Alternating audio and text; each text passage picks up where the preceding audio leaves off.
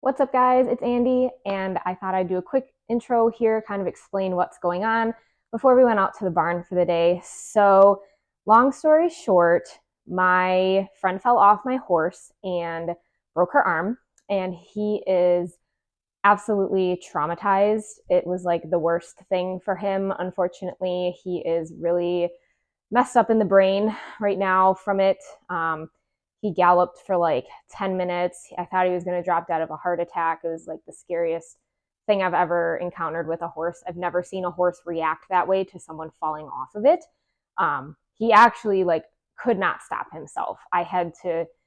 He eventually was circling around me, and I had to grab him to get him to come down from a canter when he was very tired. And I thought he was going to just drop dead of a heart attack. I've never seen anything like it. And I lunged him the next day, went to ride him the following Monday, and he was just like backing up and spinning and like doing all this crazy stuff. And he had injured his nose from pulling on his standing martingale. So we tried a couple rides without it, which seemed to make the issue even worse because now he could evade the bit even more. And basically, the long story short is just that I can't ride him right now. He's not safe for me to ride. I waited until my last lesson to show my trainer what he's being like. I'm not the kind of rider that's going to be able to hold his hand every single step. And I don't want to ride like that. I think it's exhausting, and I do this for fun. My trainer rides him very well because she does hold his hand every single step.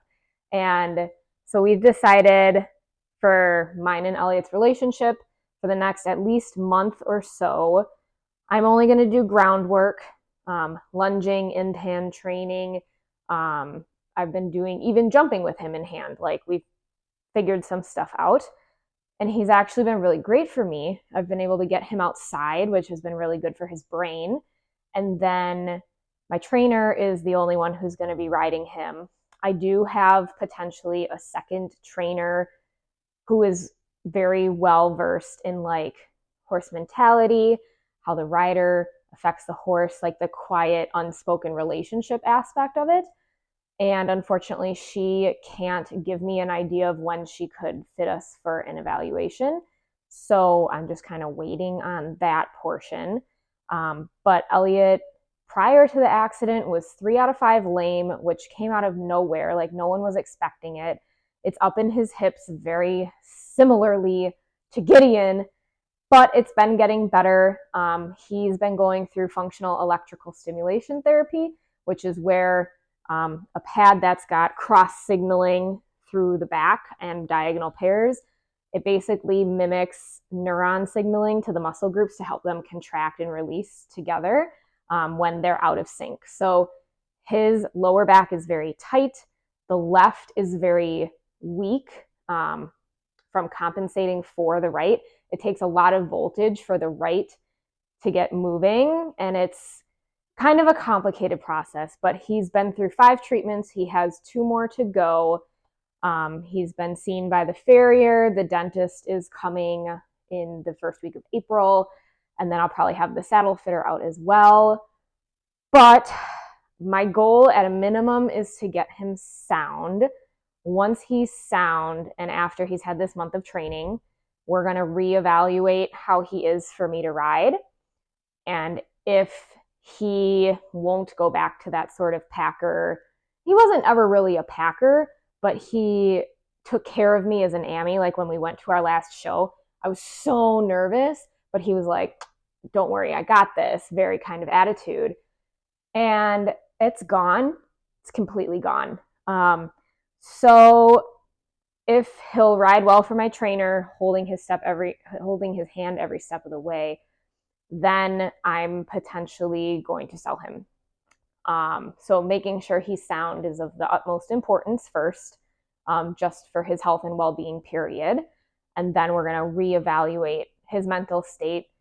You know, my trainer's a professional dressage rider, and she can get him to do haunches in, shoulder in, all of these crazy, leg yields. And he's so talented. He really is. He's quite flexible.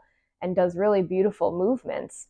But if he's going to be not safe for me to just jump around and have fun with, then I can't keep him.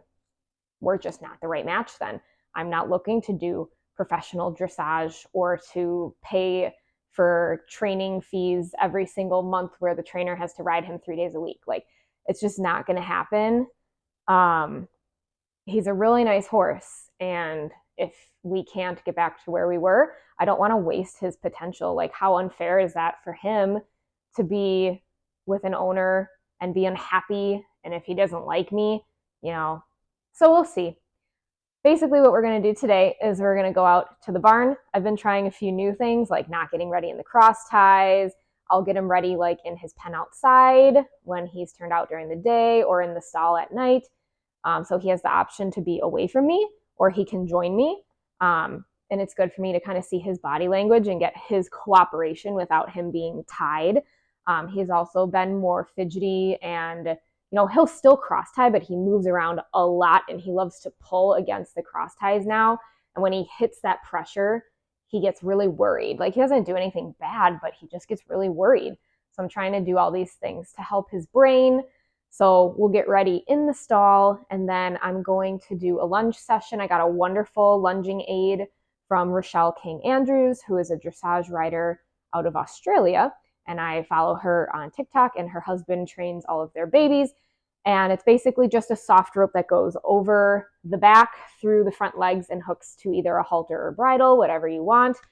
And just kind of helps encourage them to come down and have a soft back. But it's not like side reins where it's holding them in that position. They can still come up, they can still go down. It just, in that little motion over the back, kind of helps bring them up a little bit. So I'm doing that to help with him. And then we are going to maybe do some in-hand jumping, because we haven't done that in about a week and a half now, and he seems to really like it. So let's go ahead and go out to the barn.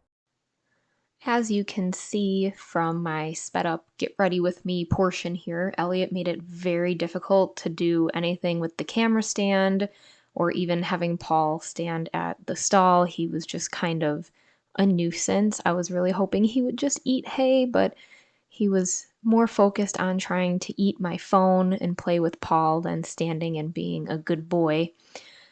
Which leads us to our upcoming video clip. So I was using a stiff brush on him, which he doesn't really like, but he kind of backed up and I just let him be, and I was cleaning my brush, and then his girlfriend next door, he just decided to have a crazy moment and forgot I was standing there. They're in the divorce stage. Here's another aerial view of it, minding my own business. He just completely forgets that I'm there. We think he's potentially possessive of me now, in addition to his food, except almost ran me down in the process, which doesn't quite add up. So that was the first time I've had that really be an issue since I started grooming him in his stall. I think it was just different setting, and then now like he's totally fine looking at her, and they love each other. They sleep together every night. So I don't know what that was all about, but it was very strange. And then he was afraid of me, like it was my fault. So he was a little stressed out after that whole ordeal, a lot of stress yawning. So we just went to the indoor. I wanted him to see the cross rail, and he just decided to walk over it on his own, and then he turned around like waiting for a treat, because we do treat training. So the first thing I'll do is walk him around for about 5-ish minutes, and we practice halting. He does tend to get ahead of me just because I have the shortest human walking stride you could ever imagine. But as you'll see here, he'll kind of stop and wait for me to catch up, and then we keep going. And we practice halts to pressure followed by a vocal cue, and he needs to halt straight, because if he turns to me for a treat, I don't like that swinging hindquarter. So when I ask him to halt, he needs to halt straight and wait for me. He can turn his neck and look at me when I give him the treat, but he cannot move his body. So that's what we spend a lot of walking time practicing. And I give him a good amount of line because I do not want him up in my business. I want him a safe distance away from me all the time, and he should learn how to walk on slack. So that was a perfect stop. So I went ahead and rewarded him right away. And then I also make sure that I am on the inside track anytime we're walking around or doing jumping or anything in hand. The extra slack on the line allows him space if he needs to have a moment and freak out. He can go forward without affecting me, keeps me a safe distance away from him, and everybody just gets along a lot better when we do it like this. So then I went ahead and got the lunge aid. I put it over him, and he doesn't like how it feels initially because it's kind of a slippery rope. And so he ended up stepping on it. And I was like, well, if I attach this to his face, he's going to freak out and pull on himself. So I asked him to move back, and he got a little squirrely. I'm not sure what all of that fuss was about. His aggravated tail swish, he'll let you know when he's not happy with you. So I went ahead, and it's very easy to adjust this lunging device. So it hooks either to a halter or to a bridle, and you basically just slide the ropes up or down to give them more or less room. When I have him doing walk trot, I keep him just slightly in front of the vertical, and then before I canter him, I lengthen it about an inch on both sides just because he is learning how to canter in this aid, and he's a little bit confused and he loses his balance easily. So I do want him to have the ability to put his head up if he needs to while he's learning how to use this lunging aid. And he's coming along nicely. This is only his second time having cantered in the lunge aid, and I think he had a lot of positive thought process, but we'll get to that later. So I will have him walk trot in both directions before I do any sort of canter work, just so that he's warmed up on both sides equally before asking him to do the difficult work. In the walk, I definitely use my space and develop a nice wide circle with letting him know where the boundaries are. He likes to drift one side or the other. So he likes to drift to the wall going this direction, and he likes to drift away from the wall going the other direction on the left-hand side of your screen. So I got him into a nice trot. I also ditched the lunge whip because I think it was causing him additional anxiety. You'll also notice I turned off the lights on the right-hand side. It just makes it a little less bright in here. So here I'm pushing him in walk. We like to do a lot of walk, trot, walk. Sometimes he stops though and comes into me, which I don't want. So that was me just driving him a little bit there. And I feel like he's done a little bit better with the arena just slightly darker. So when I bend over like that, that's my cue for him to stop and turn into me. And when he comes in, he always gets a treat as well. So I keep him on a slightly smaller circle so I can use the end of the line to drive him. Um, Again, the whip was just making him so frantic, and I just want him to be in a good headspace. And he even doesn't look too bad, but see how he drifts away from the wall. He always wants to be counterbended this way, and we had a more difficult time with this today, especially with the camera. He wanted to look at it every time we passed, and for some reason, the outer left wall is also like to a forest area, and he just doesn't want to ride on that wall, and we don't know why. And so when we lunge like this, he wants to move away from it for whatever reason. But basically, I just want him to try and go out. So I might walk him that way a little bit more on the circle, doing our walk, trot, walk again, trying to keep him out so he doesn't turn into me. And that was a really good transition.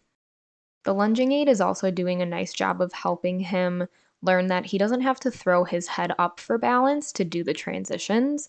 So they get better the more he does them. And his walk trot with the lunge aid is actually quite nice both directions on the average day. So this was the hardest exercise for him.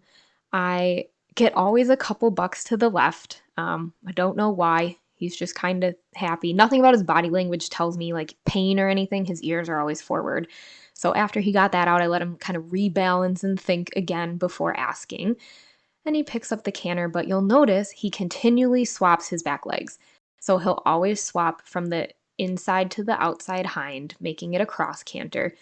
And it's just because he canters around so much with his head up in the air. And when asked to carry in a proper head carriage and through his back, he's so unbalanced because he doesn't know how. So every time he crossed, I'd bring him back to trot. And then I pushed him through for a whole lap and rewarded him. And I wanted him to do one more, but he ended up crossing again. So I think, and there was a lot of blowing and puffing, and he wasn't getting neurotic or crazy at all. So I think he was really registering and thinking about what he needed to do. And it was just a little difficult for him. This was the most we've done in the lunging aid. The last time I first introduced it into canter, I just asked him for the transition into canter and then back down to trot, just so he could get a feel of that pressure. And then this was my first time actually asking him to maintain a canter with it, and he found it very difficult. So this will be something we continue to work on so that he can get a little bit more balanced. And of course, we always come in for a treat at the end before changing directions. So now I sent him out to the right. He did better this direction, so he does initially swap right here. Don't know why. He was actually pretty balanced that direction. His right lead canter is more balanced, but his hind end kind of flies out, which is how he gets those changes. So I got him to do basically a whole lap there. He trots and breaks, not because I asked him to. So I ask for more canter, and he still is struggling with maintaining the rhythm. And I think here yep, no, he swapped one more time. So anytime he swapped, again, I just brought him back down to trot and asked him calmly to just pick up the correct lead again. And this time I was able to get him through an entire lap, and I was just about to ask for trot and he swapped again, but I thought that was a really good improvement. And again, I'm just trying to build up his muscle and stamina at this point. So I was really happy with that, and he definitely got a lot of treats. It was a great experience. So then I took off the lunge aid so we could work on some in-hand trotting because he's not been very good for the vet technicians lately. So we practiced just calmly going with a little bit of pressure, but again, I want him to stay away from me. So that one was pretty good, not too crazy. And I always give him line. Like, I'm not holding his face. He hates face pressure. So here we start to go, and I don't have any pressure. And I let the line go when he freaks out, but I'm not sure why he freaked out. It just was, he was in a weird, frustrated mindset for that. So we came back and tried again, and I gave him a little more line, but then he got too ahead of me. So I had to kind of pull him around at the end, but it was a lot better and a lot more calm. So I would call that an improvement, and we'll keep working on it. You can never do too much walk, let me tell you. So here, after the trotting, he was just getting kind of squirrely, and I have no idea why, and he hates walking on this wall, and I don't know why. So anytime he got ahead of me, I would ask him to stop, and if he turned his body, then I pushed him into a circle, because he shouldn't be turning at me when I'm asking for him to slow down. And so here he wants to turn at me. So I just push his face out. I'm like, get away from me, go to the hind end, drive him forward. And then he loses focus. So I just end up pulling him around. But then he wants to walk behind me, and I hate that. So I did apply some pressure to get him forward, and then I was petting him and pushing a little bit to keep him off to my side.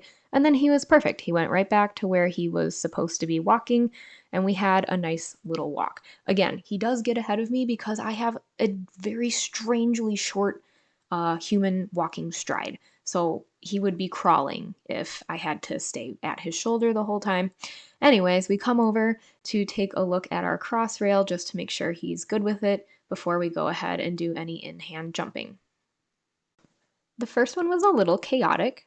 He jumped and I gave him, but he forgot he's supposed to turn after. So then he was upset that I pulled on his head. So I reminded him that yes, you turn and face me afterwards. I give him a cookie, and then we go the other direction, and that is how it is supposed to go. So here it was a lot better. He jumped and turned with a little bit of sassiness, but I think he's just excited to jump again. And he's already licking and chewing, looking for his cookie because he know he did a good job. So then when he gets too ahead of me, because I hate when they take you to the fences and drag you along, even on the ground. So if he gets ahead of me, we circle because I don't need him anticipating. He does need to try and stay with me so that neither of us gets hurt. and he did such a good job, but then he got a little distracted and forgot he was supposed to turn around, so I just calmly reminded him he needed to come back, and he always gets a cookie. And this was the big finale. Woohoo! He did so good. He was really happy with that one. He was like, "Look at me, I'm so proud." So he got lots of cookies, and he was a very good boy, and that was the end of our groundwork session. I think looks can be deceiving. He obviously looked like he had fun. He didn't look particularly stressed or frantic during any of the work, but I could feel that he was more panicked a little bit today than he has been the last couple times, even with my trainer riding him the last 3 days in a row. So here I'm backing him up because I absolutely hate when the horses take you out the door. They can wait 2 seconds. And yeah, that was kind of the last lesson for the day. I went and I took him back to his stall and gave him some alfalfa mash for his stomach, so that he can settle his belly for overnight and get a couple extra calories while we're at it. And this upcoming clip here is just proof that Elliot does not hate his neighbor. Her name is Hika. He actually loves her. And so why he was such a butthole, I don't know, because all he wants to do is kiss and be with her, and they love each other, and it's hard to get him to focus. So it was just kind of a weird day, but this is just a little bit into what I've been doing and what I will be doing for the next month with him, trying to build his muscles and repair our relationship. So I hope you guys enjoyed, and we'll see you guys in the next vlog.